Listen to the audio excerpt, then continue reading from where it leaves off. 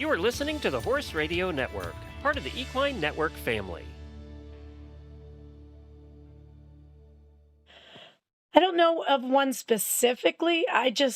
I'm so happy when my students go in the ring and they come out and they feel like they've done a good job. I could care less about the ribbons. If they feel good and we're happy about the way they performed, their horses or the riders, I'm happy with that. I can honestly say I am fortunate enough to have more of those times than not. I believe that riding horses and taking care of horses is a partnership, but it's also a conversation between horse and rider. It's a little bit different. It is the only sport or relationship that we have that is nonverbal, that you use your body and the horse's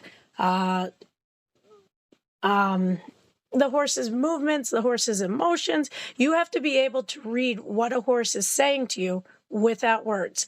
And it is a partnership. When you get together with the horse and you're riding, it's a conversation. It's not a command or a demand. It is a partnership. It's a conversation. It's not yelling. It's working with the horse. And I feel it's necessary to be able to read a horse either from the saddle or on the ground.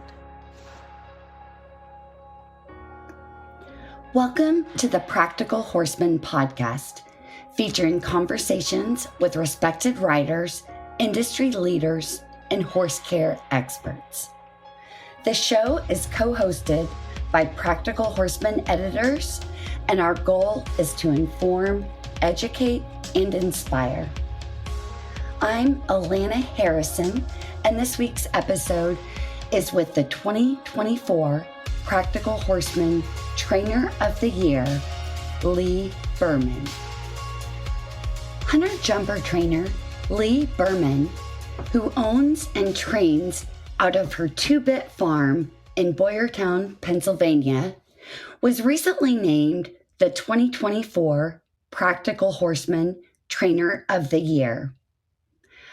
Our Trainer of the Year program is designed to honor the unsung heroes of our sport, trainers who work tirelessly to improve the education of both riders and horses. Entrants for the contest were nominated by individuals, and out of all the trainers nominated, 10 finalists were selected, with one earning the title of Trainer of the Year. Prizes for the Practical Horseman Trainer of the Year are provided by Nutramax Laboratories Veterinary Sciences, makers of Cosequin, and include a custom arena banner, a custom cooler, and an annual subscription to Practical Horseman magazine. Leigh started her career as an amateur, winning many awards above her off-the-track-Thoroughbred Catch 22. As a professional, she spent years showing and training at top-ranked horse shows in both hunters and jumpers. She even ended up on the cover of Practical Horseman magazine in 1995 and was featured in an article about her and Catch 22, who she found at the New Holland Horse Auction. As head trainer of Two Bit Farm, Leigh focuses on helping riders of all ages and skill levels develop genuine partnerships with their horses. She's helped her students achieve success in the junior hunters and the amateur owner divisions. But more importantly, she strives to instill confidence in her riders and encourages them to be their best selves in order to communicate with their equine partners. Leigh's talent is also apparent when she's working with young horses or those with training challenges. She often imports unbroken horses from overseas to develop them into well-rounded show horses. In her submission for the Practical Horseman Trainer of the Year, Leigh's students and barn family noted her unbridled passion for helping them achieve their riding goals and enhance the relationships they share with their horses, all while having a blast along the way. Leigh also recognizes how much horses have to offer and pays that forward by supporting her local riding community and the Boyertown community in general. She hosts biannual derbies to provide high-level competition experiences for riders who might not be able to afford rated shows or have the time to travel to those shows. And she partnered with a local gym to introduce middle school students to two of her horses to teach them about physical wellness and the beautiful partnerships we can share with these amazing animals.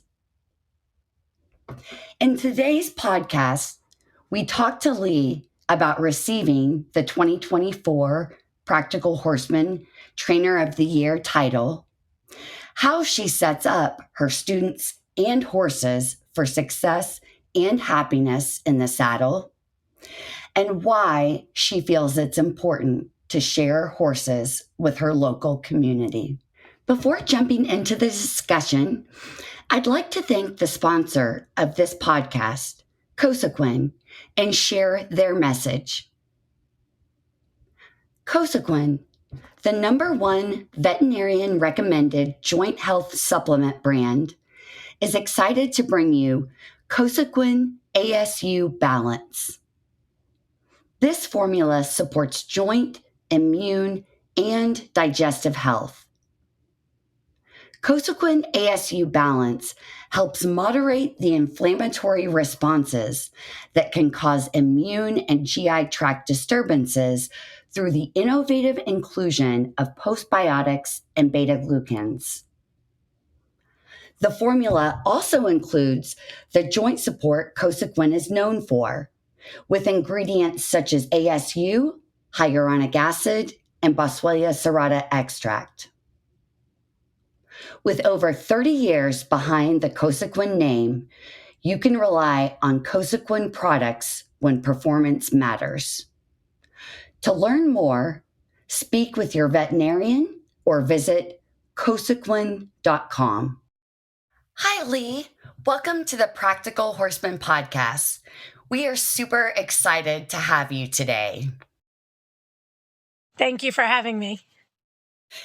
First off, huge congratulations on being named the 2024 Practical Horseman Trainer of the Year.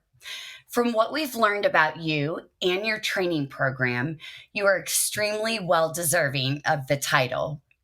Did you have any idea that your barn family had entered you as a candidate?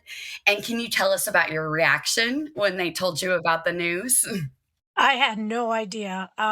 Completely overwhelmed and excited about it. I had walked into a surprise party that they had thrown for me, and I was absolutely speechless. I truly had no idea, and to see all of my students in one place was, again, overwhelming, and I'm honored by it. That's awesome. And then to start off, Leigh, can you tell us a little bit about Two Bit Farm, kind of what inspired you to establish your own training program and just kind of what type of atmosphere you ascribe to foster at your barn? Sure. So I've always wanted to teach and train and have a boarding facility since I can remember. I wanted a laid back atmosphere that we could be competitive all over the place, from beginners all the way through advanced. But I also enjoy like the pleasure rider. I like to teach people that come once a week, all the way to those who want to be competitive and show every weekend. Traveling around, going to different horse shows, but then another weekend we may go to a paper chase and have some fun. So I teach all levels, all different types of students and horses too. Right. Which I think that is so great though, because it keeps people, of all levels involved. And there are some people who just they don't have maybe the time or the money, to commit to train, That, as much as others, of course. that's correct. Right. And then I learned from throwing a bring your own pumpkin party for a barn Friendsgiving meal and pumpkin carving contest to creating fun holiday social media followings. It sounds like barn camaraderie is a really important component of your overall program. Can you talk about that a little bit? Absolutely. Not only do we ride, but it is a family, and families are all encompassing from um, holidays together to the ups, the downs of life, and to just being together. It's a friendship. It's a family. We watch out for each other, but we also celebrate each other. I think that's so important because you share, when horses are your passion, you share such a huge part of your time, with your barn family. And it's always great when it's a Yes, healthy, welcoming place for that's sure. correct. Yes. And then Leigh, in the submission that we received from your barn, we learned that you put a high priority on the partnership and the conversation between horse and rider, both in the saddle and on the ground. Can you tell us a little bit more about that and why you feel like that's so important? I believe that riding horses and taking care of horses is a partnership, but it's also a conversation between horse and rider. Um, it's a little bit different. It is the only sport or relationship that we have that is nonverbal, that you use your body and uh, um, the horse's movements, the horse's emotions. You have to be able to read what a horse is saying to you without words. And it is a partnership. When you get together with the horse and you're riding, it's a conversation. It's not a command or a demand. It is a partnership. It's a conversation. It's not yelling, it's working with the horse. And I feel it's necessary to be able to read a horse either from the saddle or on the ground. So And how do you kind of help your students learn that? each student's a little bit different.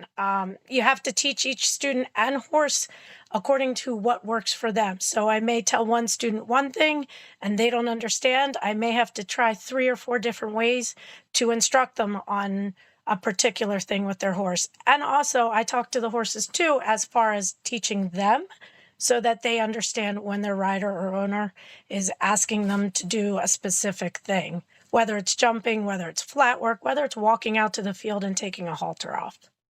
Right, right. It's just so important. And then, Leigh, we learned that you are quite an inspiration to your students and that you put a big focus on encouraging them to be their best selves.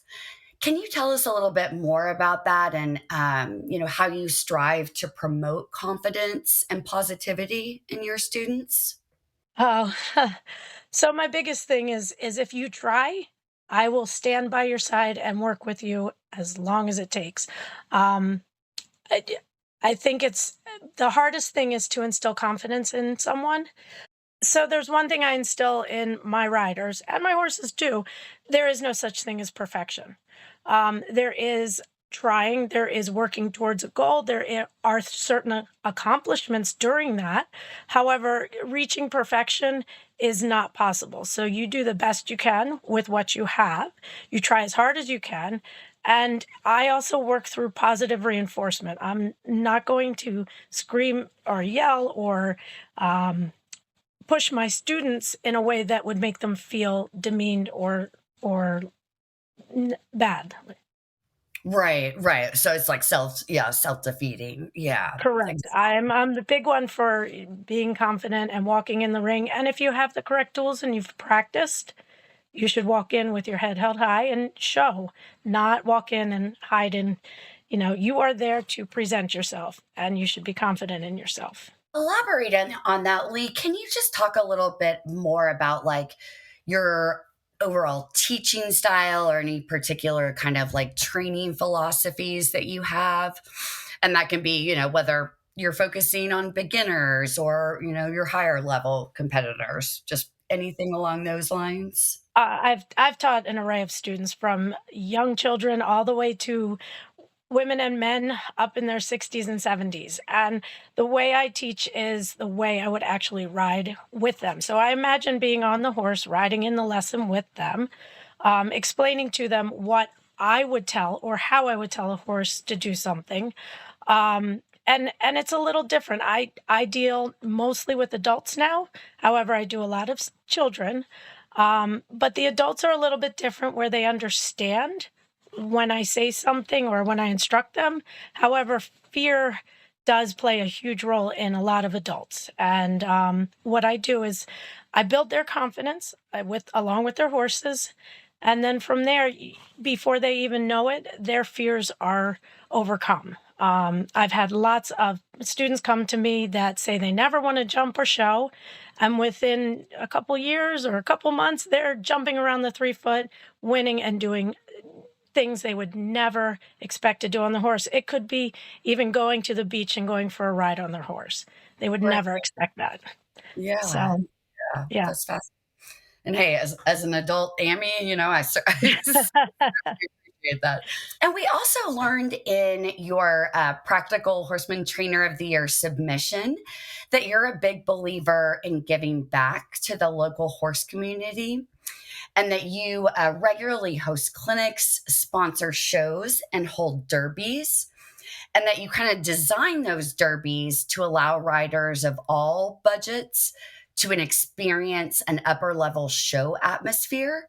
Can you tell us, Leigh, just a little more about these shows and why you feel it's so important to offer those experiences to a wider range of riders? So we have done a couple derbies here at my farm and horse shows, and I feel it's necessary to make it open and an experience for any rider to be able to try to see if they like horse showing. It's to bring the horse and rider together, give them an experience that they would have if they were going to a regular horse show. So I decorate my jumps. We do it without schooling. It is a scored derby. Try to give away the best prizes I can and try to get some sponsorships for that so that they feel like they've accomplished something. So everybody that does come to one of my horse shows or one of my clinics is learning, but also feeling that they've accomplished something in the end and they have something to show for it, that they've achieved a goal that they've been working towards. And maybe it may stimulate something else to come or, entice them to do a little bit more. Like I said, with the adults, it's a little easier for them to try a derby that's lower in stress level, but just as nice as going to one of the major horse shows. And I feel that experience is necessary to build this, again, show relationship, this business, so that they understand when they do go to a rated horse show or a bigger horse show, how it works. So those nerves are a little bit subdued. Right. That's such a good point because they've actually been able to have that experience. Correct. And have you found sometimes just by like doing those kind of like derbies at home, that does help them get over that fear and maybe give them like more confidence that, if they have the opportunity, they might want to show more? Absolutely. I think just having the experience and knowing what it is to walk into a ring and take those nerves away, absolutely, it does help it. Anybody, any student of any level. Good for the horse and the rider. I make it just as nice for the horses too, so that they have a chance to learn. And if for young horses, it's a great atmosphere too. Yeah, which that led into my next question. We heard that you put like a lot of thought into designing like kind of fun artistic courses, just to kind of help the riders introduce the horses to new stuff, help the riders, learn how much they're capable of. Can you like think of an example or two, whether it's like a particular element of the course or a particular decorated jump or something? I do my best to decorate the jumps so that they are filled, so that they are a little bit tricky and scary, but I also do it all the way down to like cross rails with no flowers, just poles so that you can bring along a young student or a young horse. They can learn, they can watch, and they can try. And it's an atmosphere where, again, there no stress. No stress. Everybody, again, positive reinforcement. It's supposed to be a nice experience, not something that's going to deter you from wanting to do this in the future. We also learned, Leigh, that you support kind of your local community in general, and that you partnered with a local gym to bring horses to a middle school to help students learn about physical wellness and just the beauty of the partnership that we share with our amazing horses. Can you tell us a little bit more about those efforts and why you feel it's important to share the joy with others that we find working with horses? I find it interesting that a lot of people outside of our industry don't have a chance to ever meet a horse, see a horse, or touch a horse. And I think it's important to introduce that to younger kids or adults that don't have the opportunity. So I had partnered up with a gym. I took a couple of my lesson horses over to the school, and they had the opportunity to have a pony ride and to touch a horse and ask questions. And most of them had never seen a horse, let alone pet a horse. So it was a great experience. They all loved it. And a couple of them came out to the farm to see the horses afterwards. So that was very nice too. I think it's such a great thing to be able to share that, Yeah. especially the younger generations, like you said, who may have never had we take it for granted, but We do take it for granted, yeah, and it's fun to see the smile on their face after they yeah. actually touch a horse and they start laughing, especially when they're feeding a horse a treat.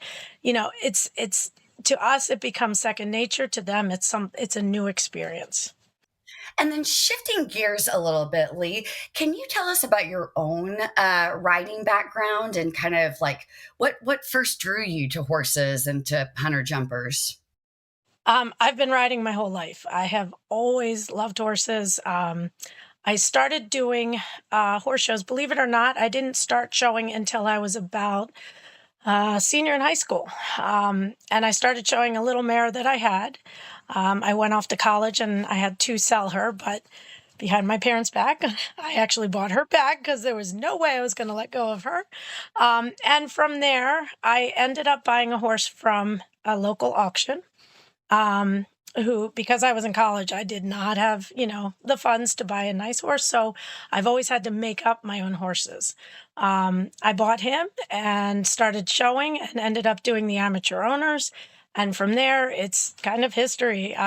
He, Catch 22, my horse, kind of made me into the professional I am now. He taught me patience. He taught me perseverance. He taught me hard work. And he taught me that I had to work with my horse, not, on my own schedule or my own ideas. Because if I did, it was a little rough with him. He was a tricky horse. He was a little finicky and hard, but he taught me a lot, which is what I use now in my business as I deal with my own horses. I have bought tons of horses off the track. I have imported horses. You name it, I've done it. I started breaking horses when I was 11 years old. I broke my first horse, and from there, I just keep growing as a rider and as a trainer, and keep working towards bettering myself that way. Right. It's a sport where like we absolutely never stop learning. No, no, Forever. it's ever learning. And can you remind me, is Catch 22 still with us or has he passed away? No, he passed away. He was 23 years old, and I still owned him. I did lease him out for a little while to some other students, in and out of the barn where I was, and he also made an impact on their lives too. Leigh, were there any other like influential horses in your life or any horses that just really taught you an Yeah. important lesson or Uh, too many to remember? well, I've been fortunate enough to have a couple hard horses, and They have all taught me something different, and they have all made me into the professional and the rider that I am now. They've just they've just made me into who I am, which is why I have the patience to work with all different types of horses. And Leigh, what about any influential mentors in your life, or any teachers that you feel like really learned and maybe influenced your teaching style and your training philosophy? Um, I wouldn't say that I have one in specific. However, I have worked with numerous different trainers, and from each one, I have taken something, and it has become part of my teaching technique. I can't say that specifically I have one person in mind. However, they've all made an impact on me. No matter who you're working with, no matter who's helping you, it's great to have a ground person, and it's great to be able to bounce off of another trainer. The one thing that I can say is, if I'm at a horse show, I'm watching the schooling ring. I love to listen to different trainers, their techniques, watch how the horse responds to what they're telling their students. And you learn a lot from sitting and just watching. I Right. love to watch the horse's reaction to what they're asking. So, Such a good point. Yeah. And then, Leigh, as riders, I think we all experience a degree of anxiety, nervousness in the show ring. I know we sure. kind of talked about that earlier.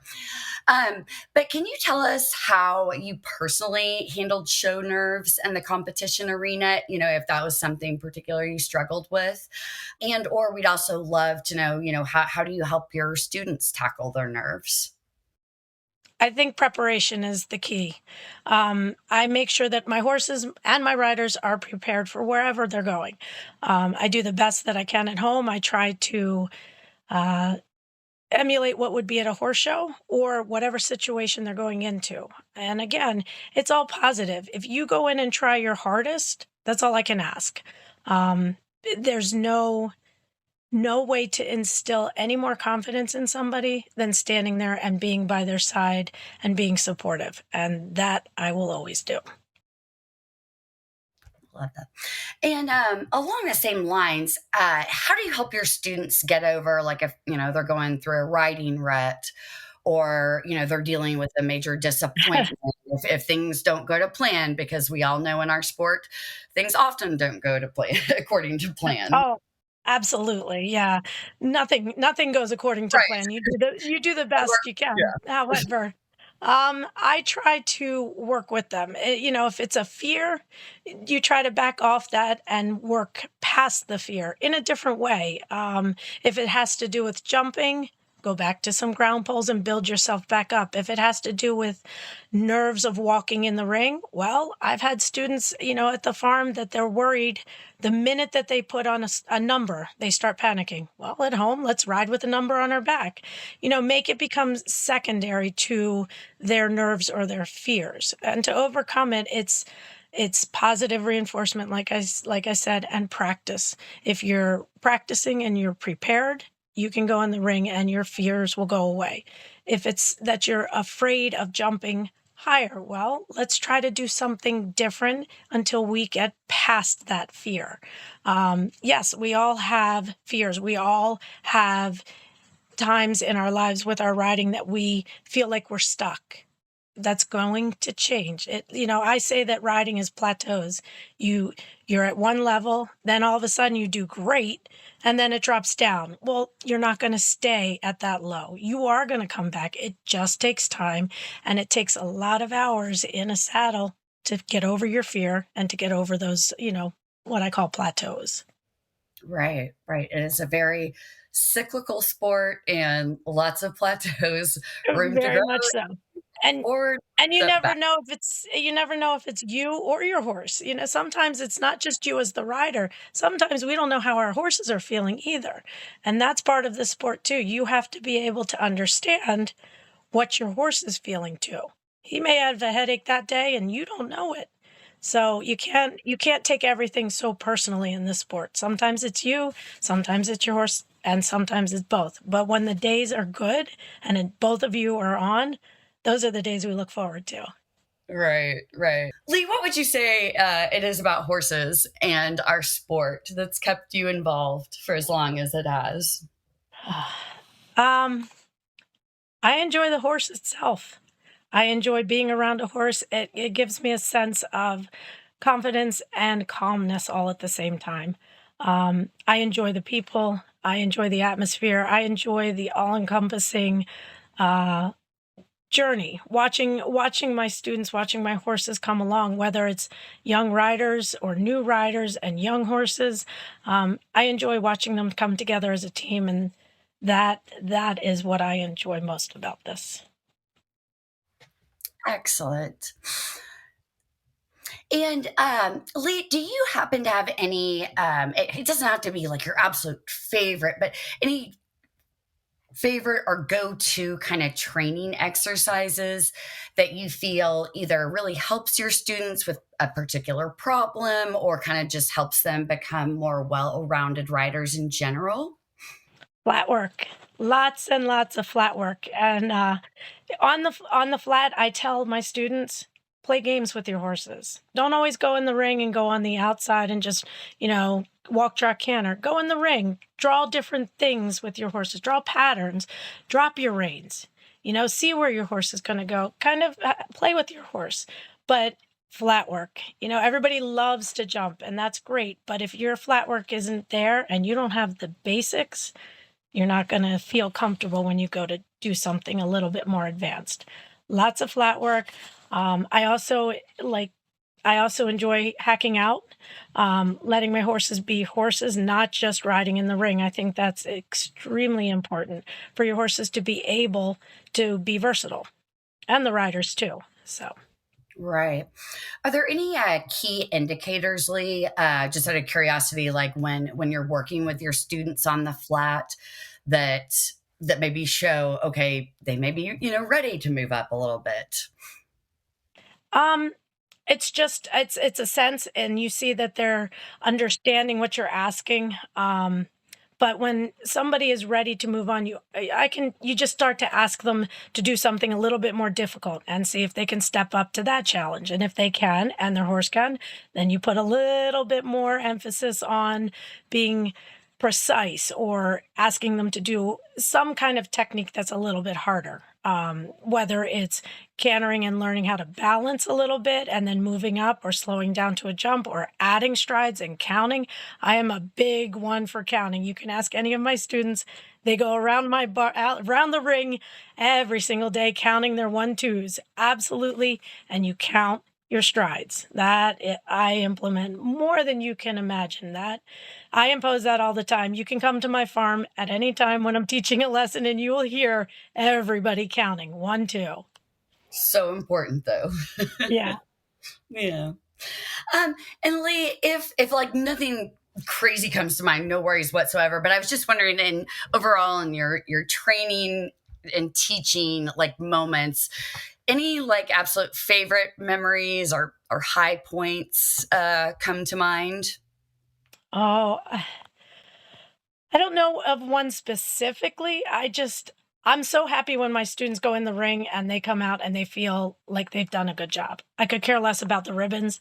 If they feel good and we're happy about the way they performed, their horses or the riders, I'm happy with that. I can honestly say I am fortunate enough to have more of those times than not.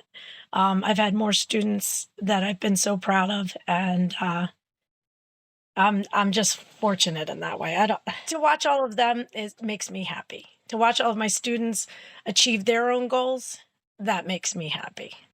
Yeah, I love it. And then Leigh, we have kind of just a couple of fun questions for you. Oh boy. Is there any advice you would have give your younger self? Oh, yes, learn some patience. Learn not to take everything so seriously all the time. And there is no such thing as perfection. Try hard, but there's no such thing as striving for perfection. Do the best you can. And smile. Try to smile and laugh. That's what I would say to myself. Awesome. And besides horses, do you have any other four-legged animals in your life? I do. I have two Rottweilers, and they are great dogs. You'll see them with me. They come up to the ring and they sit and they teach with me, and they're always by my side. So, What are their names? Mozzie and Ray. Mozzie and Ray. I Yes, love Maserati. it. So, Oh, that's too yeah, cute. yeah. And then anything, Leigh, like people just might not know about you that you'd be willing to share, whether it's like a hobby or anything you might do outside of horses? Oh. Or you're pretty much horse lady? Yeah, it's pretty much horse related. I'm trying to think if there's anything outside of this. I love my cars. I like my toys as far as cars and trucks and stuff. I live on my farm, so I'm here 24/7. I live, breathe, and eat, my horses. So. That's amazing. And we also heard that seems like your horses are very happy and healthy. Do you have any like management tips that you feel like keeps them so happy and healthy? I actually, I'm a big one for playing with my horses. I'll go down into their stalls late at night, doing night check, and if they're down on the ground sleeping, I will cuddle up with them. I will play with them. They're my friends, they're my buddies, and I talk to them as, my friends. But I do a lot of hands-on, a lot of playing with, and feeding a lot of treats. So. I love it. I'm very jealous. Excellent. And then Leigh, last but not least, anything new or exciting on your horizon? Are you just kind of keeping up the good work? I didn't know if like maybe you had any more like community projects planned or any new shows or anything like that on the way. I am getting ready for the spring. We'll be having another derby here at my farm. So again, I do those twice a year, usually in the spring and the fall. And just kind of getting ready for a new show season with some new students that have come to the farm and some new horses that I have in. Awesome. Yeah. Well, is there anything whatsoever that I just didn't think to ask you about that you wanted to add today? I know we covered a lot, so. We did cover a lot. No, I'm very fortunate for the people that I have around me, my students, parents, and vets and farriers, and I commend them for what they do and the time and effort that they've put in. But I am who I am because of the people that I have around me. Excellent. Leigh, thank you so much. It was so great to speak with you today. And again, huge congratulations on being our 2024 Practical Horseman Trainer of the Year. Thank you very much. It was a pleasure meeting you. Thanks, Leigh. Thanks for listening to this week's conversation with Leigh Berman, the 2024 Practical Horseman Trainer of the Year. And a big thank you to this episode's sponsor, Cosequin. You can subscribe to the Practical Horseman podcast on Apple Podcasts, Spotify, Stitcher, or wherever you listen. While you're there, please rate and review the show. Thanks again for joining us. I'm Alana Harrison, and you've been listening to the Practical Horseman podcast.